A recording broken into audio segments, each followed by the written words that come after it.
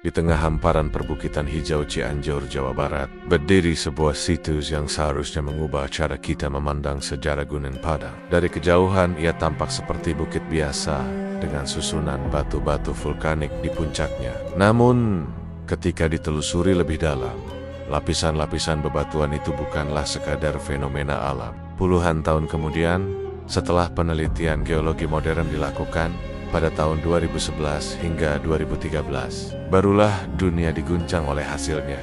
Lapisan pertama di Gunung Padang berusia ribuan tahun. Bahkan sebagian lapisan yang lebih dalam diperkirakan mencapai usia lebih dari 20.000 tahun. Itu berarti nenek moyang kita bukan sekadar pemburu dan peramu yang berpindah-pindah. Itu berarti kita adalah keturunan dari para arsitek insinyur, para pemikir yang mampu membangun monumen raksasa, bahkan sebelum bangsa lain mengenal tulisan. Ada yang mengatakan bahwa pengakuan terhadap Gunung Padang sebagai situs prasejarah tertua akan mengubah teori asal-usul manusia modern di Asia. Ada juga yang berpendapat bahwa jika Gunung Padang diakui, maka banyak penelitian arkeologi barat akan kehilangan legitimasi mereka, karena tiba-tiba pusat peradaban dunia harus dialihkan ke Nusantara. Sampai kapan kita menutup mata terhadap bukti yang ada di depan kita? Tapi satu hal yang pasti, semakin lama kita membiarkannya, semakin jauh kita dari identitas kita sendiri. Sudah saatnya kita membuka mata, membuka telinga, dan membuka hati untuk sejarah yang sebenarnya. Karena Gunung Padang bukan hanya tentang batu-batu tua. Cahaya bulan hanya menyingkap sebagian dari kontur teras-teras kuno, sementara angin membawa aroma tanah basah dan bisikan yang sulit dijelaskan. Bayangkan, lapisan pertama yang kita lihat sekarang hanyalah permukaannya, padahal indikasi teknologi georadar memperlihatkan adanya ruangan-ruangan yang teratur hingga kedalaman belasan meter. Jika itu benar, maka Gunung Padang bukan hanya situs megalitik terbesar di Asia Tenggara, melainkan sebuah kompleks bawah tanah yang mungkin dibangun oleh peradaban yang hilang. Karena pada akhirnya, sejarah bukan hanya tentang apa yang sudah kita ketahui, tetapi tentang keberanian untuk mencari tahu apa yang belum pernah kita dengar. Batu-batu tua itu bukan sekadar saksi bisu, mereka adalah pesan yang dikirim dari masa lalu, menunggu untuk dibaca. Pertanyaannya kini adalah, apakah kita siap membacanya? Atau justru kita akan terus menutup buku itu dan berpura-pura tidak pernah menemukannya? Saat itu, kita akan tahu bahwa Gunung Padang bukan hanya milik Indonesia, tetapi milik seluruh umat manusia. Sampai hari itu tiba, biarlah batu-batu ini terus menjaga rahasia mereka. Biarlah mereka menjadi pengingat bahwa sejarah yang kita baca bukanlah akhir dari segalanya, melainkan awal dari petualangan yang jauh lebih besar. Dan bagi kamu yang mendengar cerita ini, jangan hanya berhenti di sini. Teruslah mencari, teruslah bertanya, karena masa depan sejarah kita ada di tangan orang-orang yang berani menggali masa lalunya. Lalu, kenapa penelitian lebih lanjut justru dihentikan secara tiba-tiba? Ia adalah sesuatu yang hidup, bernafas, dan terkadang sengaja disembunyikan di balik lapisan tanah dan waktu. Di balik kabutnya yang misterius, ia menantang kita untuk memilih, diam, dan menerima narasi yang sudah ada, atau menggali lebih dalam meski harus menghadapi jawaban yang bisa mengguncang keyakinan kita tentang masa lalu. Ketika matahari terbenam di balik bukit, dan sinar jingga menyapu batu-batu tua itu, kamu akan merasa bahwa semua misteri ini bukan sekadar cerita, tetapi sebuah panggilan-panggilan dari leluhur dari masa lampau, agar kita berani mengingat kembali jati diri yang nyaris terhapus. Gunung Padang bukan hanya sekumpulan batu bertingkat, melainkan sebuah teka-teki raksasa yang terus memanggil kita untuk berani membuka kebenaran yang mungkin selama ini dikubur. Setiap ukiran samar, setiap susunan batu yang seolah mengikuti pola bintang, seakan-akan menyampaikan pesan bahwa nenek moyang kita jauh lebih hebat dari yang selama ini kita bayangkan, jauh lebih maju dari yang diajarkan di ruang kelas. Tetapi, pertanyaan yang menggelitik adalah, siapa yang diuntungkan jika semua ini tetap terkubur? Siapa yang takut jika dunia tahu bahwa peradaban hebat pernah tumbuh di tanah ini, jauh sebelum sejarah resmi ditulis? Kenapa laporan resmi yang diterbitkan kemudian hanya menyebut Gunung Padang sebagai situs biasa, seakan-akan ingin meredam kegembiraan awal yang sempat membara? Disinilah konspirasi menemukan tempatnya. Ada dugaan bahwa jika hasil penelitian penuh dipublikasikan, maka bukan hanya sejarah Indonesia yang berubah, melainkan teori besar tentang asal-usul peradaban manusia juga akan diguncang. Dan bagi sebagian orang, itu adalah ancaman. Disitulah, di tengah keheningan malam, kamu akan merasakan sesuatu yang tak mungkin hadir di gedung museum manapun. Sebuah aura tua yang begitu kuat, seolah-olah memanggil siapa saja yang berani mendengarkan. Dunia akan terbelalak melihat bahwa peradaban yang selama ini dianggap lahir di Mesopotamia atau Mesir mungkin bukanlah yang tertua. Dunia akan kembali menoleh ke Nusantara.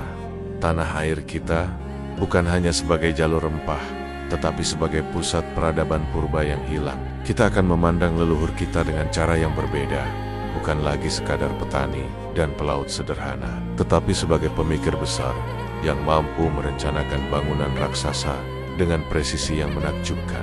Anak-anak sekolah tidak lagi hanya menghafal teori migrasi Yunan, melainkan belajar bahwa di tanah yang mereka pijak pernah berdiri kota-kota besar yang kini hanya tersisa dalam bisikan batu. Namun, untuk sampai ke titik itu, kita harus punya keberanian untuk bertanya, untuk menggali, dan untuk tidak lagi puas dengan narasi sejarah yang diberikan begitu saja. Beberapa peneliti lokal bahkan bercerita bahwa mereka pernah merasakan getaran aneh di dekat batu tertentu, seakan tanah di bawahnya bukan hanya padat, tetapi menyembunyikan ruang besar kosong yang berdetak bersama bumi. Masyarakat sekitar menyebutnya sebagai tempat sakral, sebuah peninggalan leluhur yang tidak boleh diganggu sembarangan. Namun, di balik cerita mistis itu, ada rasa penasaran yang tak tertahan.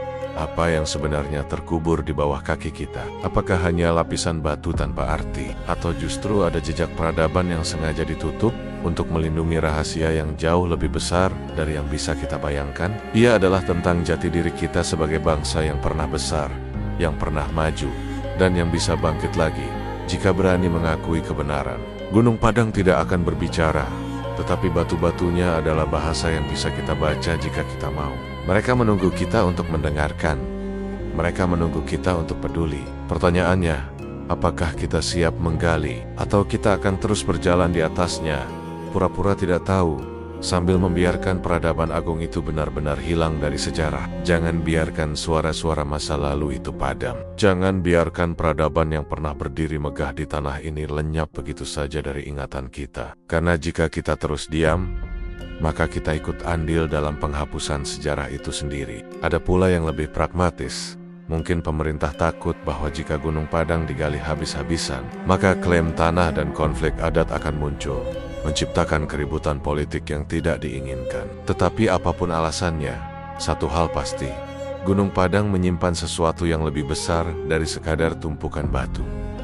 Ia menyimpan jawaban tentang siapa kita sebenarnya. Namun, ketika penelitian itu semakin dalam, ekskavasi dan penggalian mendadak dihentikan. Para leluhur yang berkata, "Kami pernah besar, kami pernah membangun, jangan biarkan kami dilupakan." Bayangan-bayangan arsitek kuno yang mengangkat batu raksasa dengan cara yang belum kita pahami. Suara palu yang memahat simbol-simbol suci, dan doa-doa yang melayang ke langit.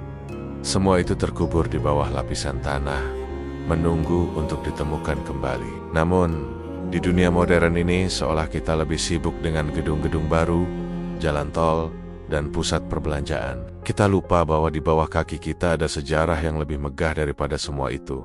Gunung Padang adalah cermin yang memperlihatkan kebesaran kita, sekaligus kelalaian kita. Alasannya bermacam-macam, prosedur administratif, keterbatasan anggaran, hingga perdebatan metodologi. Tetapi bagi sebagian orang, itu terdengar seperti alasan-alasan yang dibuat-buat untuk menutupi sesuatu yang lebih besar. Beberapa peneliti bahkan mengungkapkan bahwa ada tekanan dari kalangan tertentu agar penelitian tidak terlalu jauh, karena bisa memunculkan klaim politik dan budaya yang sulit dikontrol. Mengapa kita begitu takut terhadap kebenaran sejarah kita sendiri? Apakah kita khawatir bahwa jika kebenaran terungkap, maka kita harus mengakui bahwa sejarah Indonesia lebih tua dan lebih hebat dari yang kita kira? Angka ini langsung memicu kontroversi besar. Jika benar, itu berarti Gunung Padang dibangun jauh sebelum piramida Giza di Mesir, bahkan mendahului masa pertanian menetap yang diajarkan di buku pelajaran kita. Konon, Gunung Padang adalah tempat suci, tempat para leluhur berdoa dan mengirimkan doa ke langit. Ada yang percaya bahwa di dalamnya tersimpan emas, Ada pula yang yakin bahwa situs itu adalah pusat energi bumi yang dulu dimanfaatkan untuk hal-hal besar. Ketika mitos bertemu dengan sains, biasanya kita akan mendapatkan kebenaran yang lebih dalam. Dan benar saja, ketika tim geologi memeriksa kontur tanahnya, mereka menemukan pola-pola yang tidak bisa dijelaskan hanya sebagai formasi alam. Batu-batu itu disusun dengan teknologi pasak yang canggih. Lapisan-lapisannya menunjukkan tahapan pembangunan yang berbeda zaman. Ini bukan hanya bukit, ini adalah monumen yang seharusnya mengguncang dunia. Tetapi lagi-lagi, publikasi tentangnya sangat terbatas. Media hanya meliput sekilas, lalu menghilang. Buku-buku pelajaran tetap mengabaikannya. Dan generasi muda terus tumbuh dengan keyakinan bahwa nenek moyang kita baru mengenal peradaban ketika kerajaan Hindu-Buddha muncul 1000 tahun yang lalu. Disinilah mulai timbul tanda tanya besar. Mengapa narasi resmi sejarah kita tetap diam? Mengapa temuan yang seharusnya menjadi kebanggaan nasional justru tenggelam di balik laporan-laporan yang tidak banyak disebarluaskan? Banyak pihak percaya, jika peradaban sebesar itu benar-benar diakui, maka banyak teori sejarah dunia harus ditulis ulang, dan mungkin itulah yang membuatnya berbahaya bagi kepentingan tertentu. Ada pola, ada struktur, dan ada sebuah misteri yang menggugah pertanyaan. Siapakah yang membangunnya? Kapan? Dan mengapa seakan-akan sejarah resmi kita berusaha melupakannya? Bayangkan, di puncak bukit itu, tersusun ribuan batu andesit membentuk teras-teras yang rapi, seperti candi raksasa yang sudah dimakan zaman. Namun, misteri tidak berhenti di permukaan. Saat dilakukan penelitian geologi, ditemukan indikasi lapisan-lapisan bangunan yang jauh lebih tua di bawahnya. Bahkan ada ruang-ruang kosong yang belum pernah diselidiki secara penuh. Mengapa temuan sebesar ini tidak menjadi headline dunia? Mengapa generasi kita hanya mengenal teori migrasi Yunan atau sejarah kerajaan-kerajaan abad pertengahan? Padahal ada bukti bahwa peradaban yang jauh lebih tua telah berdiri di tanah ini. Gunung Padang pertama kali dilaporkan pada tahun 1914 oleh seorang ahli Belanda. Namun saat itu hanya dianggap situs megalitik biasa.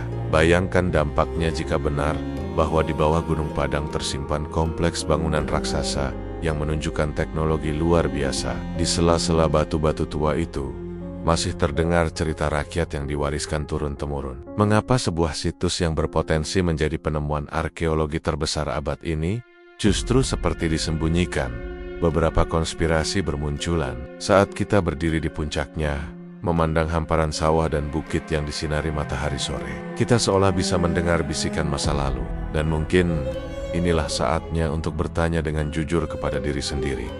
Sampai kapan kita membiarkan sejarah kita ditulis oleh orang lain? Mungkin benar bahwa ada pihak-pihak yang ingin Gunung Padang tetap menjadi misteri. Mungkin ada alasan-alasan yang tidak pernah akan kita ketahui. Dan ketika kamu menutup video ini, ingatlah satu hal.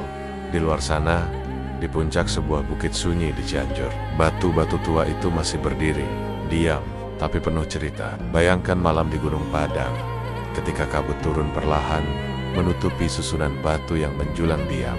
Beberapa laporan penelitian geologi dan arkeologi independen bahkan sempat bocor ke publik, menunjukkan adanya struktur berlapis yang dibuat manusia, bukan hanya batuan vulkanik alami. Sekarang coba bayangkan dampaknya bagi dunia jika suatu hari Gunung Padang benar-benar dibuka dan seluruh misterinya terkuak. Dan ketika kamu berdiri di puncak Gunung Padang, mungkin kamu akan merasakan bahwa pertanyaan-pertanyaan itu jauh lebih penting daripada jawaban apapun. Dan akhirnya, di hadapan hamparan batu purba Gunung Padang yang diam, kita diingatkan bahwa sejarah bukanlah catatan mati yang disimpan di buku-buku pelajaran. Mungkin inilah alasan mengapa sebagian orang mengatakan bahwa Gunung Padang bukan hanya situs arkeologi, tetapi juga arena pertarungan ide, kepentingan, bahkan politik. Dan mungkin suatu hari nanti, ketika ekskavasi besar benar-benar dilakukan, ketika lapisan demi lapisan tanah disingkirkan dan ruang-ruang purba itu akhirnya tersingkap,